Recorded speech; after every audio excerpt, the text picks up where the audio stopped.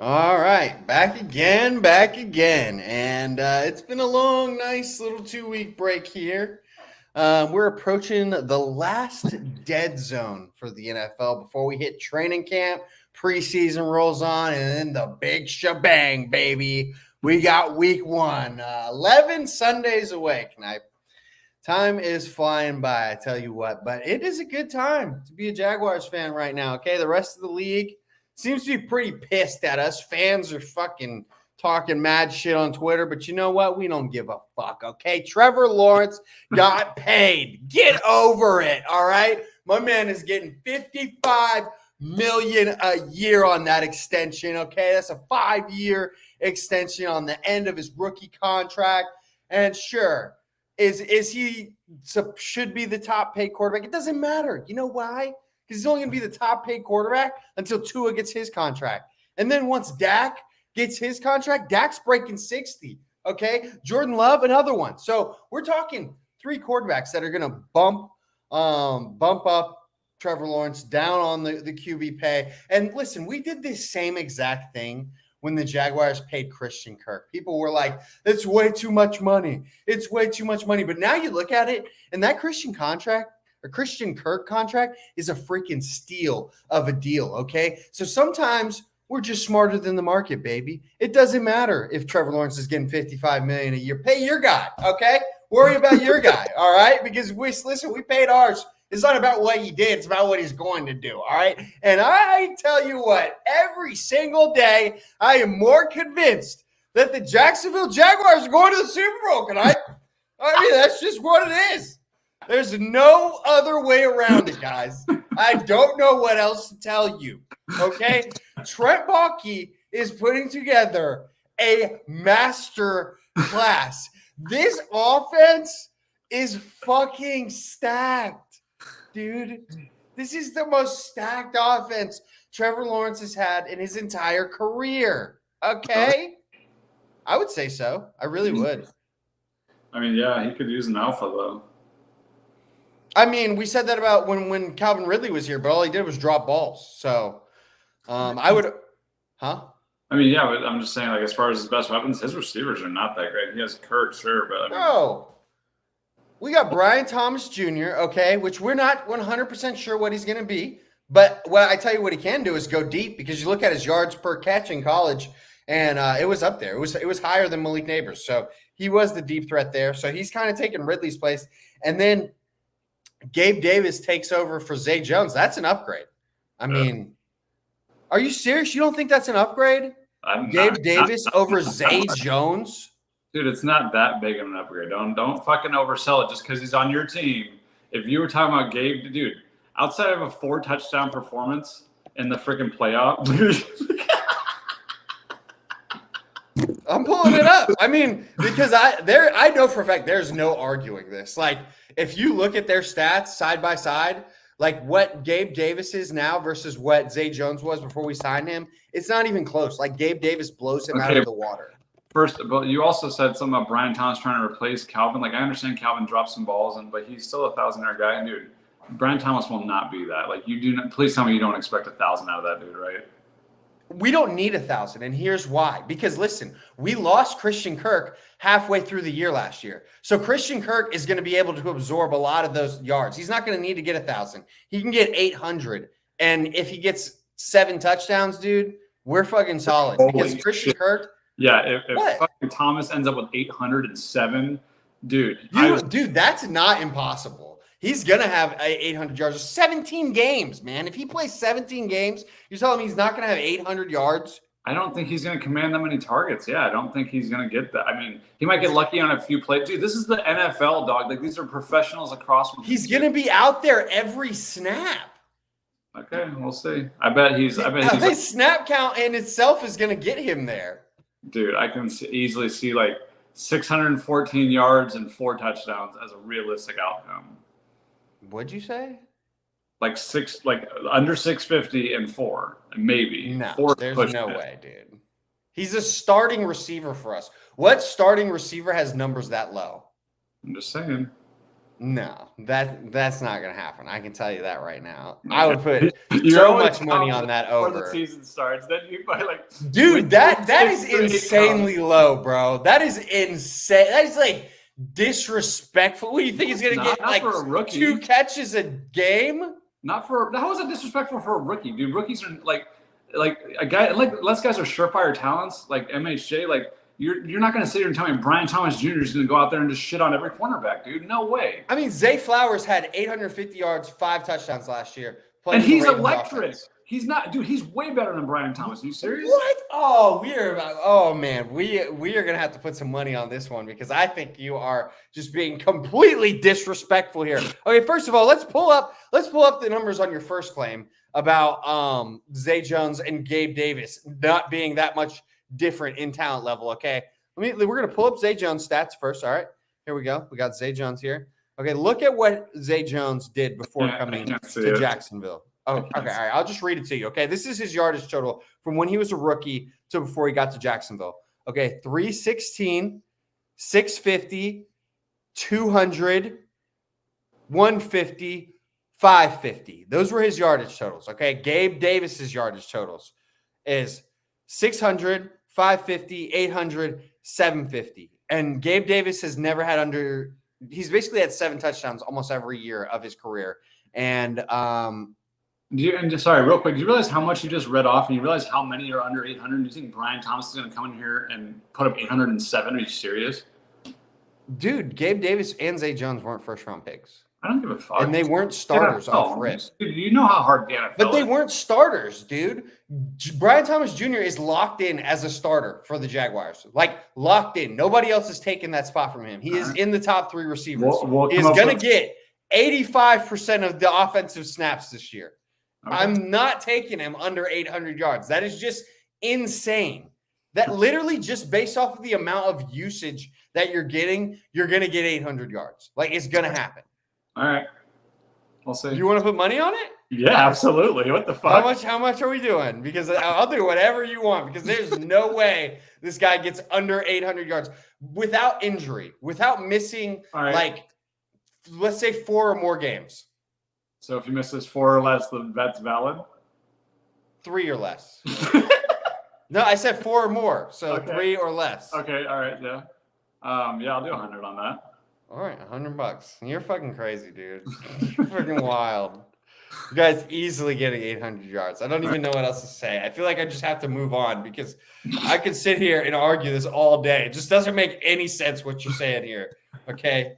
Just the disrespect. Jesus Christ. Okay. You're overly confident with your fucking squad is the problem.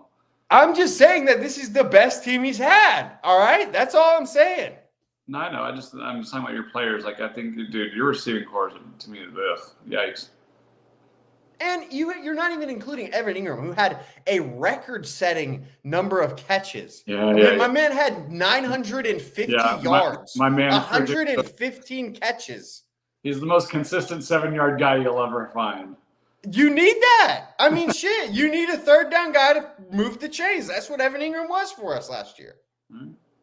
And I'm not saying his numbers are going to stay there because I don't think they will. Because Christian Kirk is going to be back, and we have Brian Thomas Jr. And you pointed at Calvin Ridley like he was so special. I'm telling you right now, Calvin Ridley was the most frustrating person on my team to watch on offense last year. Because the motherfucker, he'll get open. He'll get open, but he's going to fuck it up.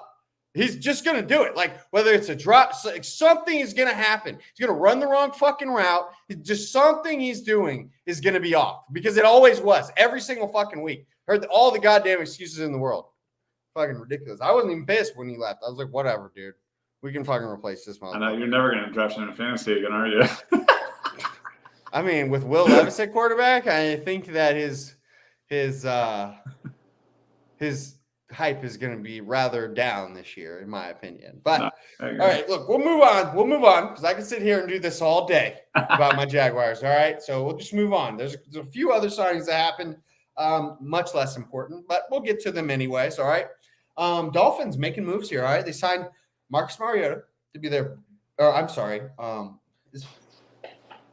pretty sure they signed Marcus Mariota. I hope that's right. Jesus, I don't know, but I know they signed Calais Campbell. So I actually think that's a pretty big move for them. Calais Campbell, he is so old, dude, but he is still kicking out here. I mean, he's a good player. Like, he's not the sack machine that he was for the Jaguars, but he is still a good player.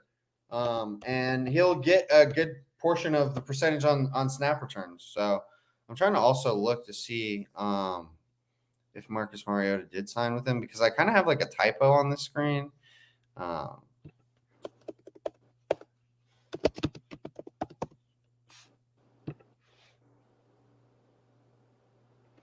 No, they didn't sign him. No, I'm tripping. They signed Marcus May. That's who I was supposed to have on here. Who's a safety. He's a decent player too. So, but he's a depth piece. He's not going to be a starter for them. So they got those two signings. The Chargers signed Tony Jefferson. I actually find this really interesting because Tony Jefferson was a safety for the Ravens. They traded him to the Jets. He had an injury, retired, became a scout, and then he was like, dude, I just really still want to play. So then, you know what he does? He calls his buddy John, and he says, hey, John, you have a job for me? And he goes, no, but you know who does? My brother, Jim. He's signing all my buddies. So he went and got him another job. That's 8 Chargers that have been signed by the 8 Ravens that have been signed by the LA Chargers, which is just so funny to me, man. I just find that hilarious. And that's not counting the fact that they also hired their GM from the Ravens, and they have an offensive coordinator that used to be the Ravens offensive. Like their whole crew is just people from the like dude, I bet John was probably hoping that Jim didn't come to the NFL because he already knew, like, once this guy comes to the NFL, he's taking half my fucking staff. I'm going to have to find new people again because this guy is going to take half my people. It's like we have our own shop here and we just steal each other's people all day long. So, oh man. Yeah, just funny stuff there. And then, somebody that also deserves to be highlighted, Ramondre Stevenson gets re-signed with the Patriots on a 4-year, $36 million deal, $17 million guaranteed.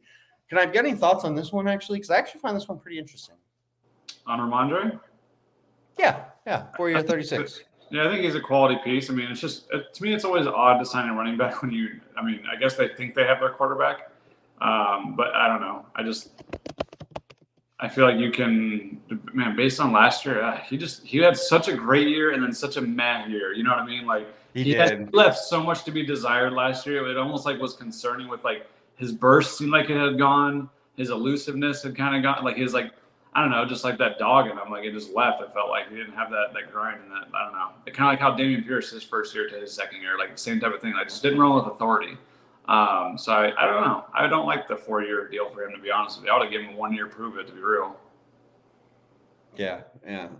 And you could have just let the year play out also. It's not like the running back market isn't like just so beatable. Like, I mean, worst case scenario, you got to pay this guy like $2 million more because unless you're like Saquon Barkley or somebody that's just like a genuine, like just elite talent, you're not getting big money really. So like, it's not really that hard to keep a guy like that. But the Patriots is interesting because, you know, they suck ass, but it seems like they just keep re-signing their people. You got to give it to them. They don't give a shit what's going on. All right, we're keeping the homegrown talent, even if it ain't working. Okay. Yeah, right. They've signed quite a few offensive linemen and just these long-term deals, and you're just like, dude, this team's still garbage, though, right? Like, we can all agree that this team still is like hot ass. Like, nothing good is really going to come out of this. So, I kind of with you. I was kind of like, whatever. I didn't really think like Ramondre was like we can't lose this guy kind of guy. I mean, and it's not like he got huge money, but it is top 10 money for a running back. So it's not unnoteworthy. Yeah. No, I mean, shit, the Patriots didn't pick up Najee Harris's 5th-year option, and the shit was only like $7 million. Wasn't even like a lot. They were still like, no, not worth it. So, yeah. But all right, let's move on. There was one thing that I just wanted to discuss. I'm already having a change of heart on my quarterback rankings. Okay, because listen, there's a guy that I just forgot about. Okay, and it's just it's not that big of a deal. All right, I just thought about it and I was like, damn, I really kind of disrespected that man. But I feel like Jameis Winston should have made it on the back end of that list because obviously I didn't have the rookies in there.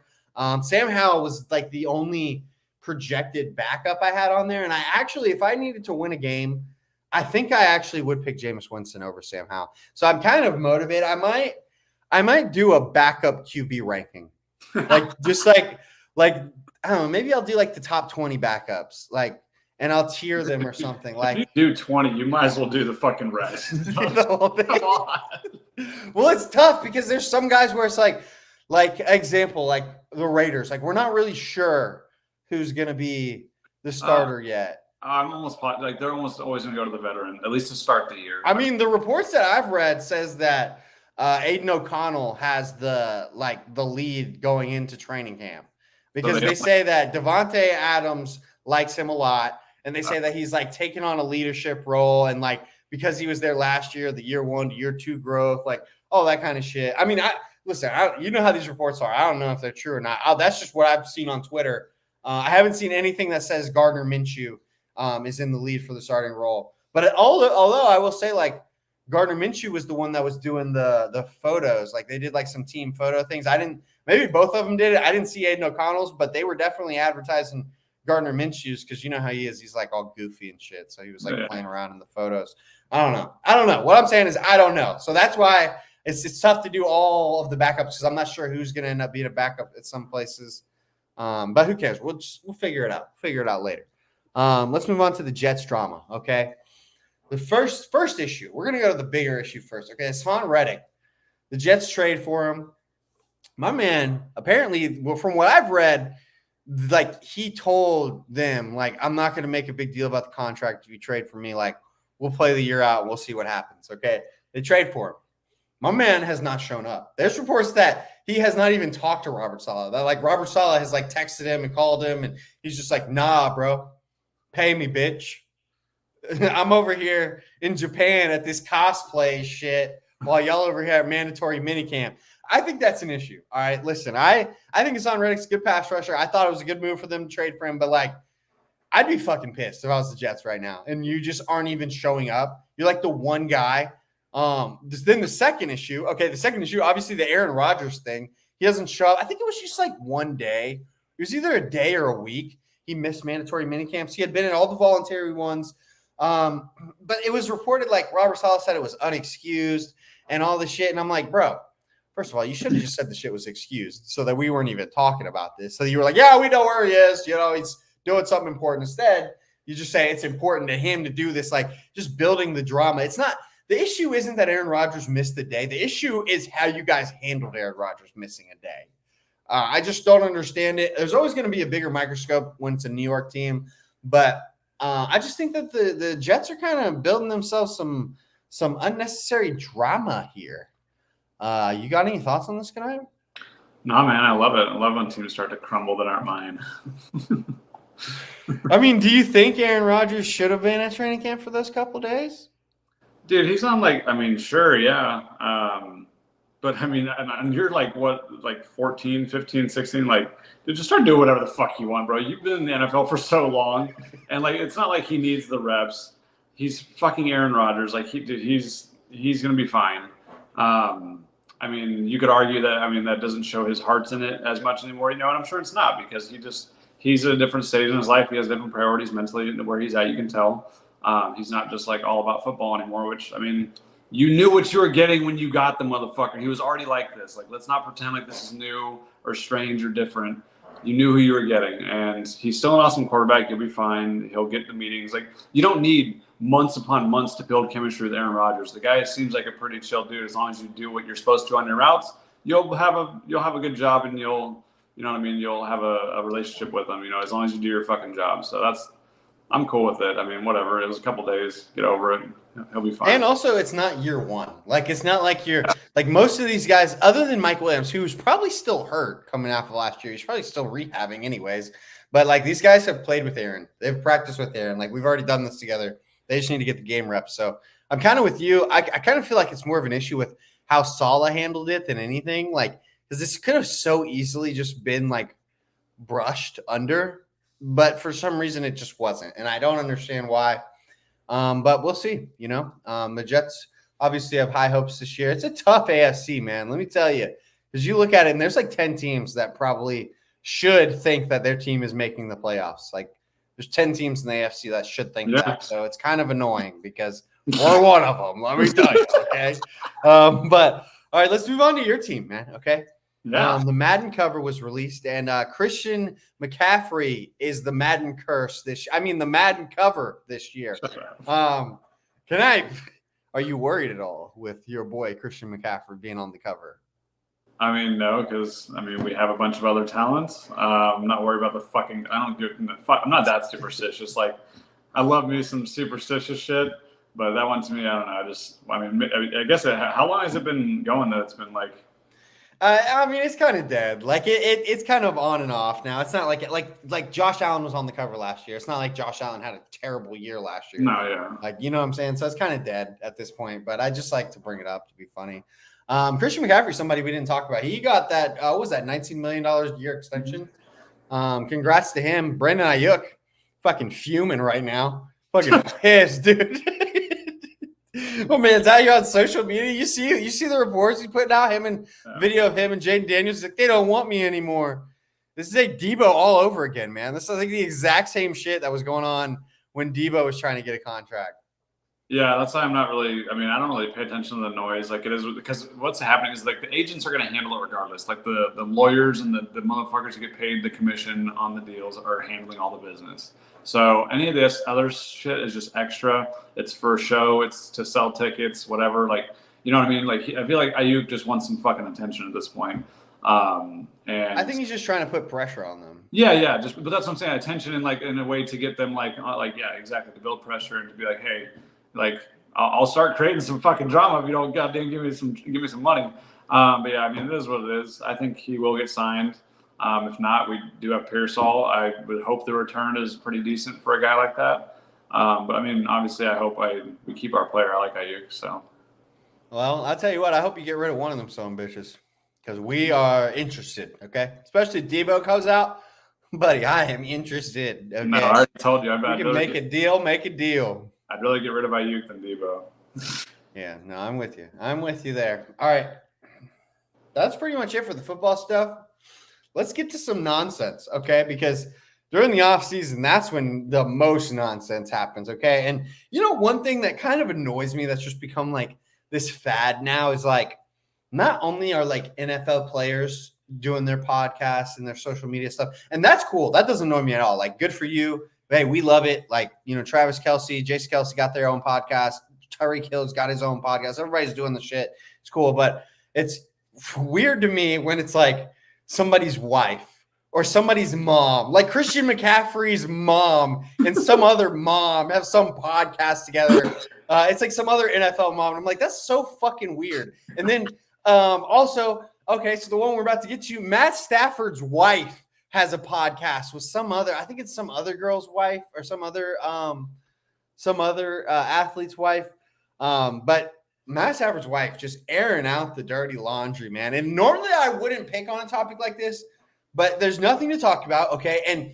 And this is why I'm going to pick on this one, because you fucking started this shit, okay? So you have no one to blame but yourself, because you really I don't know why you brought this up. But Matt Stafford's wife basically goes on like this podcast and basically says like, in college, me and Matt, we were screwing around and I wanted to get him to commit. So I started screwing his backup quarterback, which you can easily look up is, I forgot his name, like something Cox, redhead dude from Georgia. He got to start like 1 year after Stafford left and it was like awful for Georgia.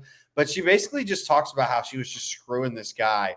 And then just to basically make Matt jealous.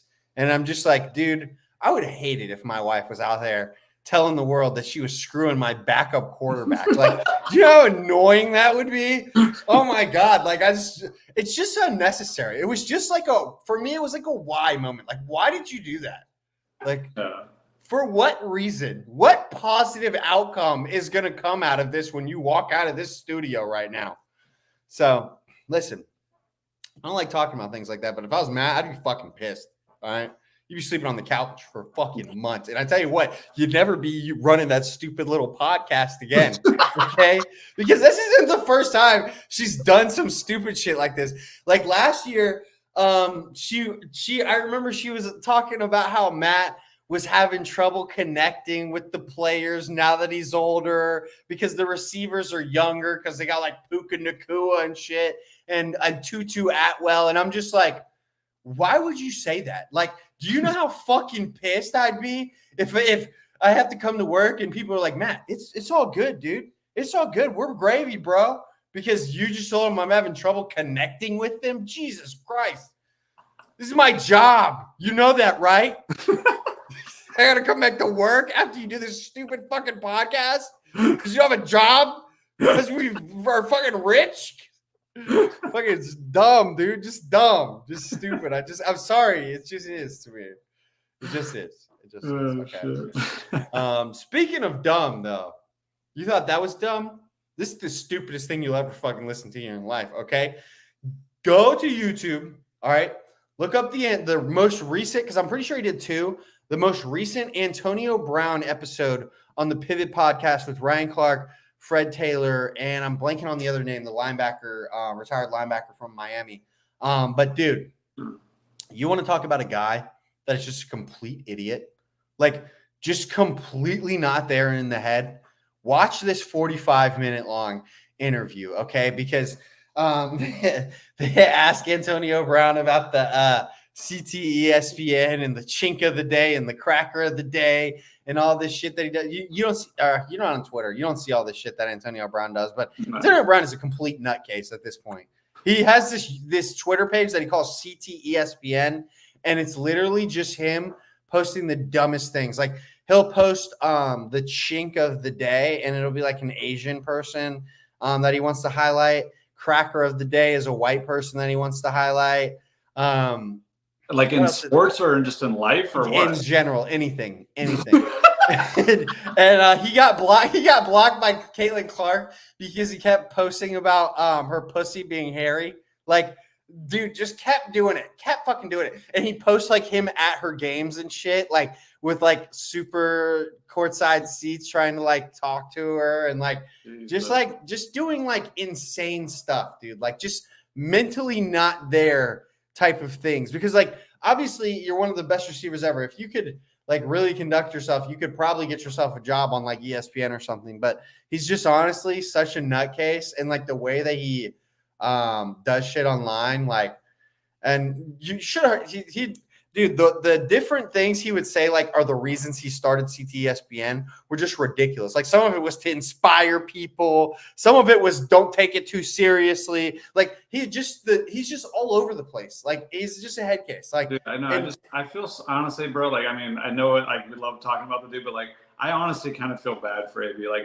dude, I'm telling you, none of this shit ever. You never heard of this garbage until Vontez nailed this dude, and it makes me so sad that like that play is what killed like basically a good ass dude and a good ass receiver, because like he was really never the same since. I mean, yeah, he had some time in Tampa Bay that was cool, but like it wasn't like he played a full season, was normal. You know what I mean? Like shit didn't go smooth. Like I don't know. I just feel bad for the guy at this point because like it's almost like a person he just it's almost like he has no control over how ignorant he is at this point. No, he doesn't. He definitely doesn't. He's just not there in the head. Like he's literally not there. And they ask him if he's broke, and I bet he basically kind of admits that like he ain't got the money like he used to have the money, because I mean the amount like how good he was, he should have never had to work again. But my man is filing bankruptcy. The one thing I did take away from it that I thought was interesting is he basically says him and Bruce Arians like never liked each other. Like even with the Steelers and shit, like he basically says like the only reason I even started was because Ben Roethlisberger told them that like, hey, he's starting, like he's earned it, because he basically said like they didn't like him. You said Arians then Steelers? Yeah, when he was the wide receiver coach. Oh, I didn't know he was. Yeah, he was Antonio Brown's wide receiver coach before he played for him on the Bucs. I thought he was on the. Okay, all right. Yeah, I mean he was the head coach for the Cardinals later too, but that was when him and Antonio Brown already had a relationship before the Bucs, kind of thing. Gotcha. And that's why Arians would always be like, he's never playing here, and then Tom Brady kind of just like made it happen. Like, no, it's happening. Yeah, basically.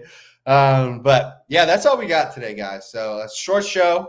Like I said, Knipe, short show, and we'll get back at it next week, hopefully. If there's shit going on. If there's not, we'll just wait another week. Screw it. And so just to recap real quick, just so we can go back to this video at the end. Yeah, no, $100, dude. Brian Thomas Jr., 800 yards over. Oh, no, hold on. You said 7 too. Huh? You said 7. I mean, I'll do just yards. That's fine. But you also said 7. I mean, for the bet, I was just talking about the yards, all right? Because I know the touchdown's a little optimistic. But the yards, I'm like, 800 yards. The motherfucker's getting 800 yards. All right. Getting 800 yards. Ain't no question about that. 800. Ain't no question about that. He's going to have, watch, he's going to have, like, I bet you it's going to be week 1, Brian Thomas, 125-2, and gives you like, I fucking told you. I knew you dumb son of a bitch. And then he's just so disrespectful. He's going to fizzle the fuck out. He's going to get no more than like 36 yards a week after that. Hell no. Dude, you're wilding right now, honestly. Like, the targets he's going to get is just going to immediately boost him up there. I'm so confident. 800 yards in a 17-game season. My guy, okay. Thank you for the free $100, can I appreciate it, okay? I'm already making money off this show just from you, okay, pal? All right, y'all, we're getting out of here. For the 3 people that are on here, I think you're bots, but if you're not, thanks for watching. We'll catch you next time. We're out of here. Peace. Laters.